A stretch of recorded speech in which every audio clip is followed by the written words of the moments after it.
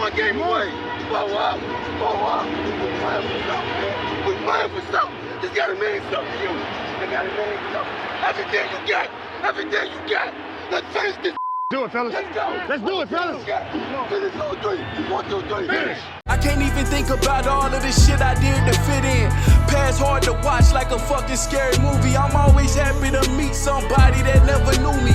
Change for the better, hope niggas are living through me. I put it all on the wax so the people can know the true me. Hard to remain sane when the people you love the most is what's causing the damn pain. Y'all beef by the same thing, we ain't playing the same game. It's all for my family. She the girl of your fucking dreams, but to me she a plain Jane. You dipper and ball man, I dump when them calls came. This that higher level thinking. I'm the type to jump the fuck off of the shit before it's sinking. Not here for no new shit, my game slider boosted. Ain't I don't have to prove shit, Rockstar fight the fool shit. My movie, this the new script. I want a life with no bullshit, nigga. I know on these news clips, that's why I dap him and move quick. Won't be around when they move switch, won't be around when they lose clips, won't be around for they lose lips. Might be the reason they pull shit.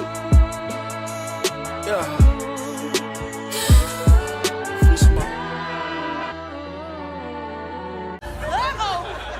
Here come the bus. So we gonna break down I'm gonna break down Thursday night football, what I expect from the Rams taking on the Raiders. Gonna talk about the firing in Tennessee. Gonna talk about a couple things. You know we're gonna talk about Baker Midfield. I didn't even have to say that. But first, I just got done watching. So I be on YouTube. I bees on YouTube. And I was just watching. I don't even know how this popped up in my suggestions. But Keke Palmer, Keenan and Keke, a skit from SNL popped up. I didn't even know Keke Palmer hosted SNL. Bro, I'm here to tell you right now before I get too deep into this thing, that might be one of the greatest SNL episodes I've ever seen. I'm not like a frequent SNL watcher, but I done seen a shit ton of SNL episodes and whatnot. I was on this SNL binge a while back when I was in college. But this episode is fucking hilarious. From start to finish, bro. This Keenan and Keke skit is unruly, bro. Bruh. Keke Palmer is a fucking legend, bro. She been a legend my whole life, basically. But I mean, goodness gracious, I'm happy that the world is giving her flowers right now. Like, I'm glad Jordan Peele's put her in a movie for people to remember how great she was. Like, I know people already knew how great she was, but I just like it when people like Keke, when black women who seem to be forgotten a lot of times start to get their flowers again, like the world. It's like when Regina King had that phase where people was remembering again how great. I'ma always remember Regina King's greatness because Riley, one of my favorite characters of all time in any type of show. From the Boondocks, Riley Freeman, if you didn't know who I was talking about. And if you didn't know who I was talking about, then I'm just telling you right now, real recognize real, granddad, and you looking real unfamiliar. Understand that. However, Keke Palmer absolutely murked her SNL performance, bro. Like, that shit was dead. Bro, she had her and SZA and a couple of the other women on SNL and another, I cannot remember the rapper, the other woman who was on there, but called Big Boy. SZA can make probably anything sound good because she got a wild ass voice. Like, her voice is phenomenal, sensational. Her voice is crazy. That shit, bro. What an episode. But when you get a goat like Keke Palmer, her Drake thing where she was like, well, yes, I am that Keke. I am the Keke, just not that Keke. Like, I'm like, yo, that's a bar. Like, bro, the Arby's one. Bro, the Keke Palmer is all the flowers, bro. All the flowers. Y'all gotta go check out. Here comes the bus. Yo, y'all gotta go check out Keke and Keenan, bro. At whatever point in time you listening to this video, bro. I don't care if you listening to it today, 2 weeks from now, you find it a year from now. Go check out SNL, Keenan and Keke. The Keke Palmer sketch with Keenan Allen. I'm not even going to ruin the whole thing, even though you could probably guess one of the surprises, even though saying surprises is already going to make people know what the surprise is, so fuck it. Kale came back too. I mean, if you say it's a surprise for something like that, people's minds immediately going to hop to, oh, Kel made an appearance. And even if you don't say a surprise, people going to be like, yo, did Kel come back? So, you know what I'm saying? It's really not, it's one of them situations. It's not like you got a whole list of different type of surprises. Like, if you're doing a Keenan and Kel Reed thing, you going to, like, sketch, you going to immediate with Keenan being one of the people in it, and Keke Palmer being, you going to immediately think, like, is Kel going to show up? Or maybe not. Maybe I'm just tripping. But either way, shout out to Keke Palmer, bro. The legend. Speaking of Keke Palmer also, bro, I'm looking for my water. And I realize my water is not near me. But it come to I'm starting to realize a bunch of you young dudes got this unrealistic expectation or view of life or something like that. Or women. I'm starting to realize that a lot of y'all... maybe it's y'all watch too much porn. I didn't believe that was the thing at first, that a dude could watch too much porn and have these unrealistic expectations or view, or like what a woman is supposed to look like at all times. I didn't think that was really. I didn't think dudes was really out here believing that porn was real life, or like movies, and I didn't think they thought Instagram, like girls supposed to look how they look on Instagram at all. I didn't think dudes thought that. It has been brought to my understanding and just my journeys of life, I realize that is actually a thing that dudes think. Some dudes, a lot of dudes, not 90%, not even the overwhelming majority, but it might be 40 something percent. And that actually is weird to me. That's very weird to me. I see y'all taking shots at Keke Palmer when she ain't got makeup on, and that's just a sad reality that you live in, that you think that a woman can only look good with makeup on. And listen, I understand when you just truly don't find a woman attractive, period. Keke Palmer is unbelievably attractive with and without makeup. So this comments and this, to me, it's not even just comment. It's an expectation or a reality that dudes live in from watching either too much porn or just following and liking too many pictures on IG of you don't really know what women look like without makeup on, or you have this expectation that women without makeup don't look good, or I don't understand this. Like, I really think it come down to you want women to look like they look with makeup all the time. So anytime a woman choose not to live that type of fantasy that you living in, you immediately think they, I don't know what it is, bro. It's weird. It really is weird. Like, I see some dudes it's really weird that I see, like, I mean, let's be honest. Most dudes who comment on these pictures is broke and probably single. And if they're not single, they probably not, and I apologize, ladies, but they're probably not dating the most attractive ladies in the world. So to be coming under a Keke Palmer post and calling her ugly or unattractive because she ain't got makeup on, I mean, what are we doing? What reality do y'all live in? I'm mind blown. Either way, fuck them. Shout out Keke Palmer, bro. A fucking legend. More importantly, a black legend. I love Keke Palmer. But yo, how is everybody doing on this Wednesday night?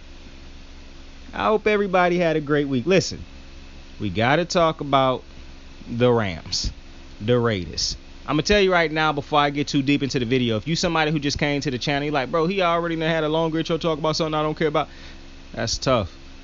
Listen, I'm picking the Raiders to win this game. I'm not going to get into the whole game yet. That's later on in the video. But if you just came here to hear who I pick, I'm picking the Raiders. If you don't care why I'm picking them, you're free to leave. I appreciate you for the view. I appreciate you for stopping by. Share, like, subscribe if you don't mind. You know, leave a comment. And I appreciate you. I really do. But for those of you know, who here to stick around, you know, to experience the whole show through, I appreciate you. I really do. We gotta talk about Baker Midfield. How did you think I was gonna start this show off? When we got like down into the show, like past the intro, how did you think I was gonna start the show off? I don't give a fuck about the Titans getting rid of their GM. We're gonna talk about it. I don't give a fuck about that. We're gonna talk about the game too. But no, I want to talk about Baker Midfield. Why is it? Because I can't understand this for the life of me.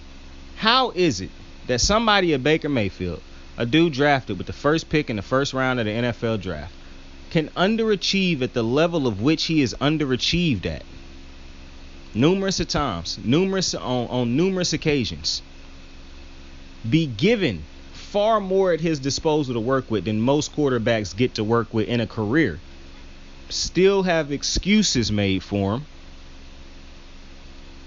and yet all I ever hear, that's the thing, and all I ever hear is excuses made for him. He failed in Cleveland. He failed in Carolina. He gonna fail in LA. But I'm pretty sure, just like at the end of his Cleveland tenure, when they blamed Cleveland, at the end of his Carolina tenure, where they blamed Carolina and made excuses for him there like they did in Cleveland, they'll do the same with the Rams in his tenure with them. Because for the life of me, I could not imagine the beauties and the privileges afforded to you and the narratives created for you when you are a white quarterback drafted with the number 1 pick in the draft. I cannot imagine what Lamar Jackson, and why he always bring up Lamar Jackson, because I'm a Raven fan, bruh. And it's a great comparison. I cannot imagine if Lamar Jackson, who was drafted with the 31st pick in the first round, had underachieved at the level of which a Baker Midfield, had underachieved at. It was on his 3rd fucking team. What the narrative would be for him. What would the excuses be for him? There would be no excuses. I sat and I watched today Speak, which I think Speak is a good show. I'm not a fan of Emmanuel Acho, but I think it's a good show. One of my biggest problems with Emmanuel Acho is this continued gripe he got with Lamar Jackson of continuously blaming everything on Lamar, blaming nothing on the Ravens or anybody else. Shady and Joy broke the situation down as great as you could possibly break it down. Yet and still, I continue to hear people make excuses. I saw Greeny the other day finally call the Ravens out. Yet again, so many excuses. I regret every day that I didn't start doing this way back in the day, because at this point in time, when it mattered the most, the people would hear my voice on this type of subject, because I'm going to constantly talk about this. The Ravens have absolutely failed Lamar Jackson. Did they set him up to fail? Who knows? I know they're failing him right now, and they have been failing him the last couple years. How does that tie into Baker Mayfield? Ain't no team been failing Baker Mayfield. The Browns got him Odell, Jarvis Landry, David Njoku, a phenomenal offensive line, a phenomenal 1-2 punch in the backfield. Wasn't enough. Okay, well, let's fire the coach that he wanted. Bring in a legitimate offensive-minded head coach in Kevin Stefanski. He wins head coach of the year. Ridiculously great offense. An offense that people gave Baker a lot of credit for, which if you go back and watch that season of Kevin Stefanski's first full year in Cleveland and realize how great everybody played around Baker and how great Kevin Stefanski coached, not how great Baker played. Baker played decent. And the only reason you look at his stats and think he played so great is because you're judging him against bad Cleveland quarterbacks in the past and his average ass stats from his first couple years. And Emmanuel Acho made excuses for Baker. But Lamar Jackson ain't never had an Odell. He ain't never had a Jarvis Landry. So he ain't never had an offensive line like that. He ain't never had a Nick Chubb. Hell, he ain't never had a Kareem Hunt. He ain't never had an offensive mind like Kevin Stefanski. He ain't never had a team willing to go all in on the offense to get him pieces. Cleveland went out and still continued to build around Baker, even when they knew Baker Mayfield was not the quarterback. How could you say that, Saint? Because they did not give him a contract extension. They let him play that shit out when he would not accept the low ball offer they was giving him. Well, he didn't accept the low ball offer. Was it a low ball offer or was it what he actually deserved? And probably they even gave him more than what he really deserved, but they wasn't willing to budge on that. Well, they doing the same thing to Lamar Jackson in Baltimore. Facts. You have a great point, which is my problem. How is it that a quarterback that's achieved the heights of a Lamar Jackson, well, both of them only got one playoff win. Lamar Jackson take his team to the playoffs every year and give them a chance. Baker Mayfield, you cannot say the same. Baker Mayfield had talent around him that was all Pro Bowl type talent. Lamar Jackson didn't have the same shit around him. He elevate his talent, not his talent elevate him. So you can stop that. That's a team thing, not just a quarterback thing. However, I do attach wins to quarterbacks. So I'm cool with people blaming Lamar for everything, the wins and losses, even though I know that Lamar Jackson is the only reason the Ravens are even considered Super Bowl contenders. Every year he's the starter. But cool. They both got one win. Lamar get his team every year. His team there every year, like I said. Can't say the same thing for Baker. Lamar is a unanimous MVP. Lamar Jackson, an elevated guys. Question. The talent that even Baker's talent in Carolina was better than Lamar Jackson's talent at any point in his career. And the talent he'll have in LA, I can't say that because everybody hurt on LA right now. But when you stack up the two talents that these two quarterbacks have had, nobody in their right mind. Matter of fact, fuck, you don't even have to make the comparison. No group of skill position players that Lamar Jackson has ever had would start for any team in the NFL aside from Mark Andrews and Marquise Brown. And Marquise Brown would always be a third slot receiver type of player who you use to try to break the field open by getting deep. He's not an every down receiver in my opinion. Nonetheless, you don't have, at no point in time has Lamar Jackson ever had a receiver that guys had to actually game plan for on the outside. Baker has. Yet and still. Baker Mayfield had us out here thinking, well, he didn't have me out here thinking, but he had people out here thinking DJ Moore was booty. I don't think DJ Moore is a superstar, but I know he ain't what people thought he was with Baker. And then PJ Walker come in and all of a sudden people are, DJ Moore good again. Indictment after indictment after indictment on Baker. Yet and still I hear so many excuses made for him. But sure, let's shit on Lamar Jackson because he don't do it the way I think it should be done. Or I can't let go of past thoughts on Lamar Jackson. And let's continue to get a Baltimore Ravens excuse. Oh, they tried to get receiver, and they are failing. Because clearly they don't have people who can evaluate receivers properly. If you want to keep giving them this excuse, well, they go after them in the draft. Well, how can you keep giving them an excuse if the receivers they go after in the draft continue to fail? Well, Rashad Bateman hurt. Well, that in itself is a problem. That he only 2 years in and he's been hurt both years. The second thing is you clearly don't watch the Ravens because from the little sample size that you have gotten from Rashad Bateman, that is not a number one receiver. The fact that the Ravens was banking on Rashad Bateman to be the number one receiver, and that's all the hopes they had coming into this, that is an indictment. On every team, you would say that is an indictment when you have a quarterback of the caliber of a Lamar Jackson and you come into the season when he has nobody at his disposal to say would change a defense. He don't got a Devontae Adams. He don't have a Stephon Diggs. He don't have a Tyreek Hill. He don't have a Justin Jefferson. He don't have a DJ Moore. He don't have a Deebo Samuel. He don't have a Cooper Kupp. He don't have none. He don't have an AJ Brown. But yet and still, you put all this pressure on Lamar. It's all on Lamar. But the Ravens have no culpability in not going out getting. Oh, well, we'll put it on them next year if they don't. They should have gotten this dude a receiver years ago.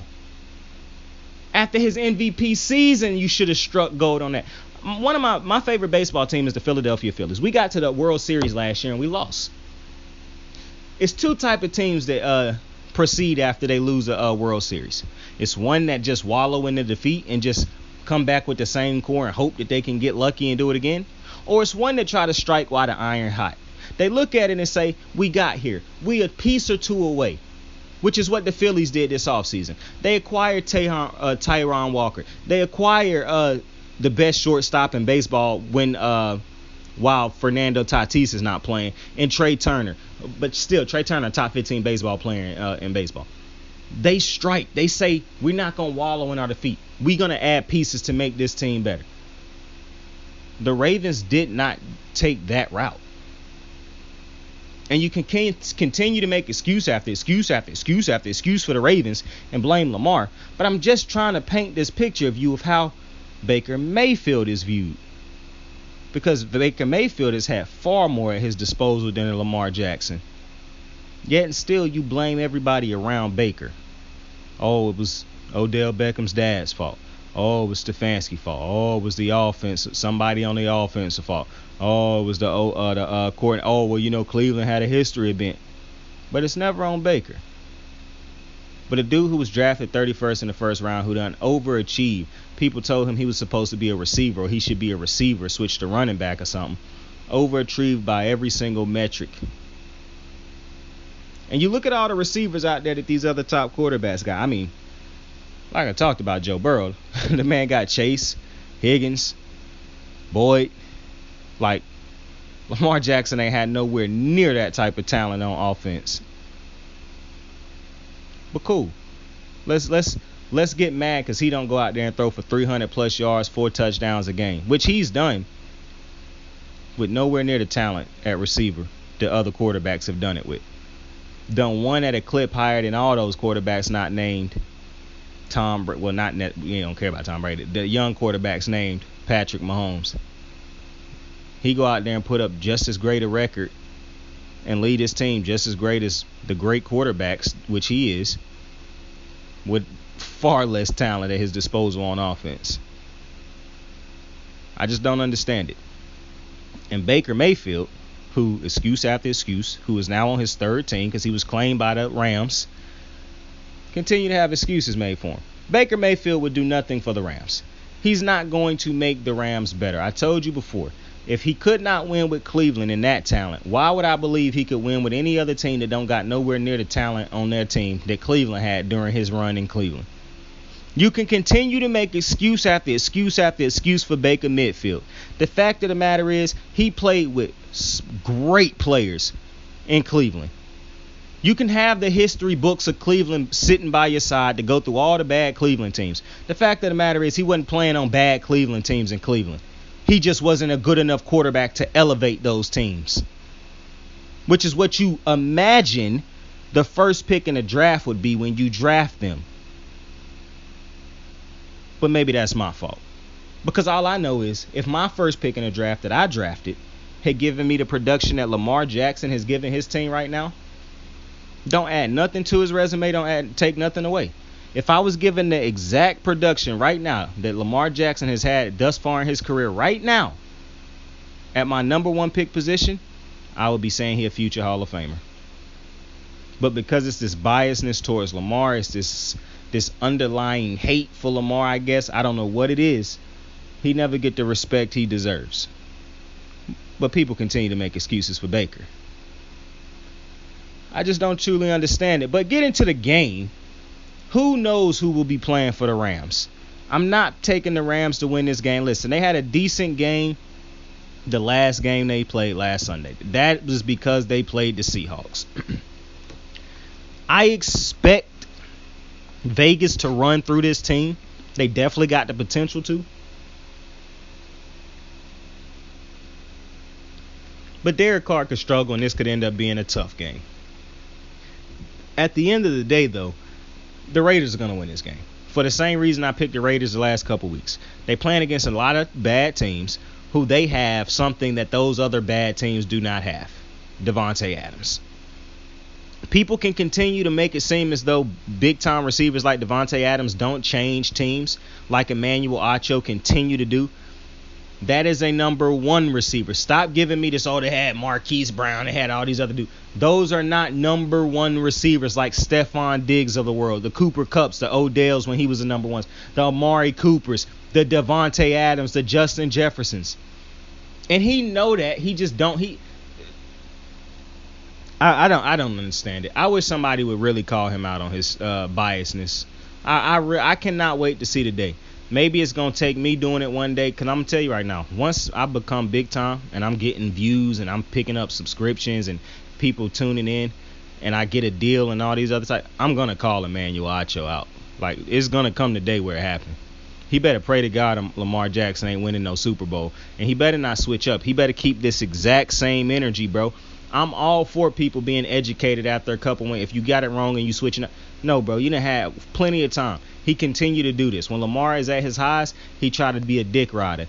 Then when Lamar struggle or something, even when it ain't Lamar Jackson's fault, he go extra hard. But continuously put on the same cape every day for Baker Midfield.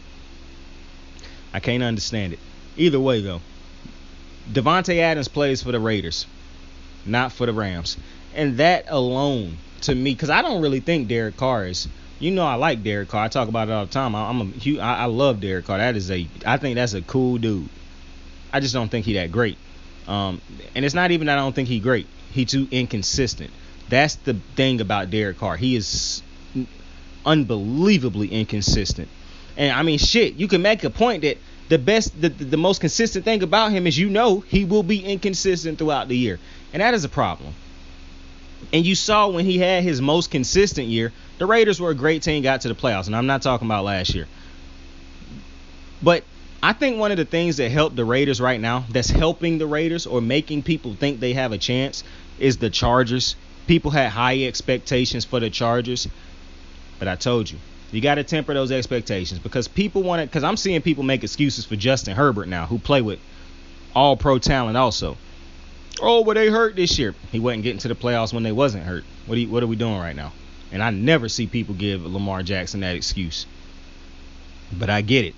The white quarterback, that's how they see it in their minds. So Tom Brady did it like that. Peyton did it like. I get it. But Justin Herbert and the Chargers have underachieved at a great level. It's no way that head coach Brandon Staley keep his job at the end of the season. I just cannot see that happening. However, the Chargers have underachieved at a major level, so I think that's the biggest reason why people look at them as having a chance to get in. But the Raiders not making it because the Baltimore and the Bengals are going to get into the playoffs. Both of those teams getting in. I don't know if two teams get out of that Chiefs division because the Bills getting in, the Dolphins are getting in, and what's that other team in their division? And the Jets are getting in. The Raiders are not better than no team that I just named. The only thing that make people think the Raiders have a chance against any team is Devontae Adams. Respect to Max Crosby. He been turning it up. To respect to Derek Carr. You take Devontae Adams off of this team. We wouldn't even be talking about this right now. I probably would have skipped this episode. I wouldn't have. We would have found something to talk about. But Devontae Adams is the great equalizer. This dude is unfucking real. He having another unreal season. I told everybody his stats would not suffer because, and I saw what the people was doing the deep dive stats at the beginning of the season. Oh, he missed Aaron Rodgers. I told you, bro. Aaron Rodgers was gonna miss him more than he missed Aaron Rodgers because Devontae Adams is the type of player to make quarterbacks better. He ain't the type of player to need a quarterback to make him better. And that don't even make sense. Yes, it do. DeAndre Hopkins was an all-pro receiver with bums playing quarterback, respectfully. We done seen multiple phenomenal receivers be great playing with a bad quarterback. Steve Smith Sr. played with Jake Delhomme or Delhomme, however the fuck you pronounce his name. The Raging Cajun, I think that's his nickname. It was on all them Bojangle commercials. So we've seen great receivers. I don't understand why people seem to want to undervalue receivers. I mean, shit. I mean, you even got a quarterback like Kirk Cousins, bro, who refuse to take the chances that elite quarterbacks take with it. I seen Lamar Jackson throw passes to dudes on his team. It's no way I would throw to them those type receivers. But he an elite quarterback who just have to have this type of respect, trust in his guys because he is him. So he got to hope he can make somebody else him. But I done seen him throw crazy passes to dudes. I done seen Tyreek Hill get the craziest passes thrown at him from Pat Mahomes. I done seen Kelsey the same. I done seen Josh Allen throw the craziest passes to Stephon Diggs, bro. Because when you got that guy, it just changes everything, bro. Devontae Adams is him, bro. Is that what I was talking? Devontae Adams is him, bro. But I'm picking the Raiders to win this game. I do actually think it'll be a closer game because for some reason the Raiders don't put together 4 quarters. You know what I'm saying? Like they slouch through a quarter or two, which a lot of teams can be said to do that, but the Raiders really do that. It's like they forget how to play football on offense at certain points in times. But Josh Jacobs done had a great year. I done said it multiple times. I don't really think it's helping his payday nonetheless. Well, actually, I take that back because he was coming off of some shaky years. So I do actually think it'll help get him paid more than what he was originally gonna get. But I don't think it's gonna be like nothing absolutely crazy for a running back. It's gonna be crazy regardless because it's gonna be multi-millions. You know what I'm saying? Generational wealth type shit. But it's not gonna be nothing crazy as far as setting the market or something like that. Like I wouldn't be surprised if he don't even come out as a top 3 or 4 or 5 paid running back. Even though I'm not looking at running back contracts right now, so I don't even know who the top running backs are in the NFL being paid. I'm pretty sure Zeke's still one of those top guys right now being paid though at the running back position. But who knows?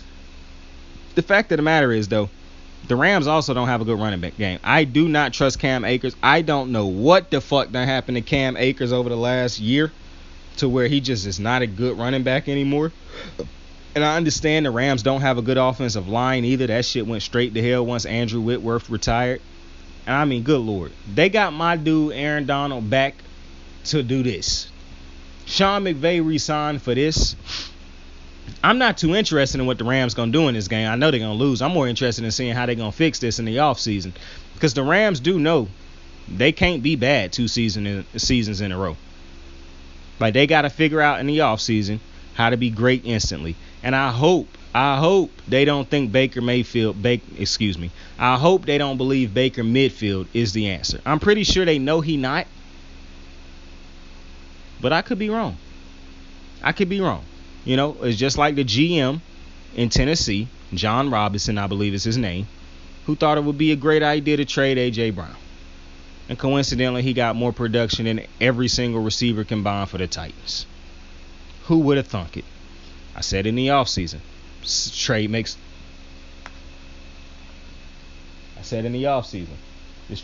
no sense. A big-ass fly just flew past me. I don't even know if that shit was a fly. I don't even know if it was big either. It was just loud as hell. Either way, I'm distracted. What were we talking about? Give me a second. I had to kill that shit, bro. It kept flying past me. Shit was pissing me off. Listen, we was talking about John Robinson though. Trading A.J. Brown. Like I said, some GMs might think that's smart. I don't think that was what had. I don't think John Robinson got fired because he traded away A.J. Brown. But like I said in the offseason when I was talking about it, it didn't make no sense to me. Why would you trade A.J. Brown, develop him, help his development? He become the number 1 receiver you want him to be. Not just who you want him to be. He become the number 1 receiver any team would want him to be. He helped Ryan Tannehill tremendously. And then you don't want to pay him. What kind of shit is that? Like, and the only reason I could explain or think of as to why they would decide not to pay a dude that they drafted, developed, and it was time for him to be paid. It's not like he didn't earn it. Is you overvalue Derrick Henry, which is not. I know that sounds crazy because it's like, bro, how can you overvalue Derrick Henry when he the whole offense? Yeah, he about 80% of the offense. A.J. Brown is who Ryan Tannehill consistently threw the ball to. He was the dude mossing everybody. He was the only reason they had a legitimate pass attack because nobody could defend him. I saw what he did to the Ravens multiple times. How do you undervalue that but overvalue everything else? How can you not come to an agreement with this dude? And he basically got paid what all the other top receivers was getting paid. Terry McLaurin got paid and he played for a bad team. A bad team is the type of team that you would think would trade away a top receiver like that to get picks.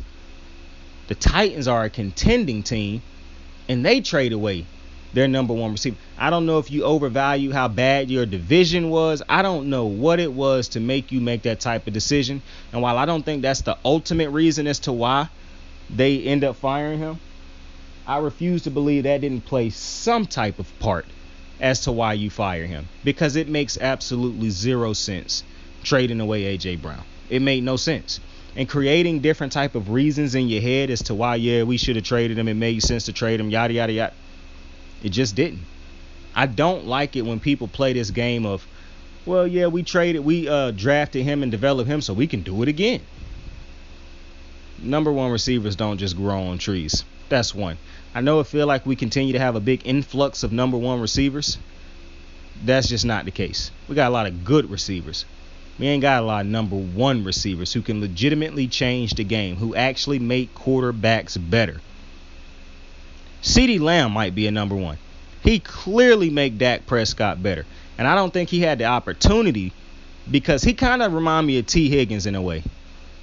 T. Higgins has not been given the opportunity to be the best receiver on his team because he played behind two dudes who clearly better than him in Jamar Chase.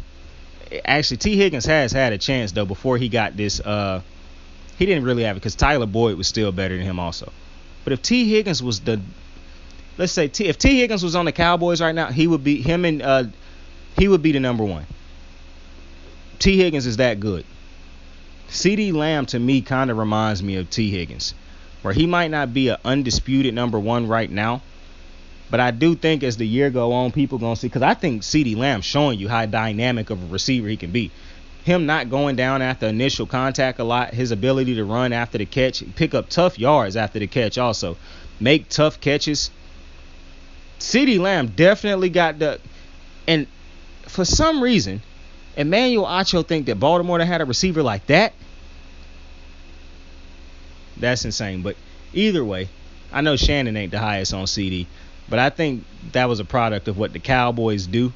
See, Marquise Brown thought that his lack of production was because of their offense, when my argument was that no. The reason your high production at times was the way it was because of the offense. Your lack of production came from injuries and your dropping passes. So people was like, oh yeah, definitely Marquise, you're going to be better when you get to the Cardinals. People clearly don't watch the Cardinals, but clearly not the case. That's why a number one receiver like Adams can leave a Aaron Rodgers, a legendary quarterback, first ballot Hall of Famer, and go play for Derek Carr, a dude who I'm pretty sure not sniffing the Hall of Fame, and still be just as great. It's the levels to this. You dig what I'm saying? But I'm definitely picking the Chargers. What the fuck? I'm definitely taking the Rams. Jesus Christ. I'm definitely taking Vegas on the road in that game. I don't understand why John Robinson was fired, but like I said, I have to imagine they have to do something with the fact that a little piece of it got to be with the fact you traded away your best receiver for absolutely no reason other than we don't want to pay him. So, life in the NFL. I appreciate y'all for joining me on another episode of Kicking It with Saint. Tell somebody you fuck with him. Tell somebody you love him, bro. Saint out. I got the moves like hot sauce. Lil' mama taking the top off. I'm laying down getting topped off. After this, she know she getting knocked off. I know she loving the money, so I keep on thumbing and thumbing. She say she horny when she taking shots, so I keep them coming and coming. Now I'm putting dick in her tummy. Scoop her up like I'm raking or something. You would think shawty red track, the way that she running and running. You getting dumber and dumber. You out here chasing the bone. After she finished from giving me dome, the Uber is taking her home. Tight.